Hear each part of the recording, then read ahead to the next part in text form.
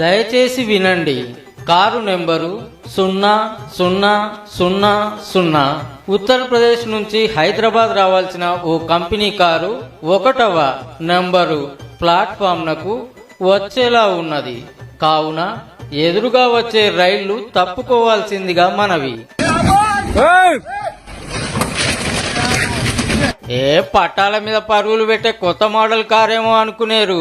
లేలే, రంగారెడ్డి జిల్లా శంకర్పల్లి కాడ గిమె రైలు పట్టాల మీద రయ్యిన తోలింది కారు. ఓ కొడుకు, రైలత్తేంది పరిస్థితి అంటారా? ఆల్రెడీ అక్కను చూసో రైలు బండి ఆపేసిండు లోకో పైలట్. చాలా బండ్లు ఎక్కడి అక్కడ ఆగిపోయినాయి. అగో తొవ్వెంట పోతో లాపమన్నా అస్సలు ఆగుడే లేదు. తొక్కుడు తొక్కుతూ ఉరుకుడే ఉరుకుడు.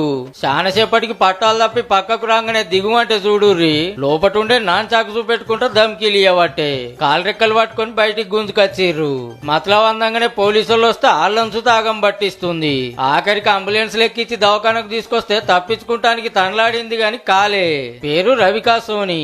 ఉత్తరప్రదేశ్ కెళ్లి వచ్చి హైదరాబాద్ లో సాఫ్ట్వేర్ జాబ్ చేస్తుందట. మరి ఏమైందో ఏమో, కొలువులకెళ్లి తీసేస్తే క్యాల్ తప్పి గిట్లా చేస్తుందంటారు.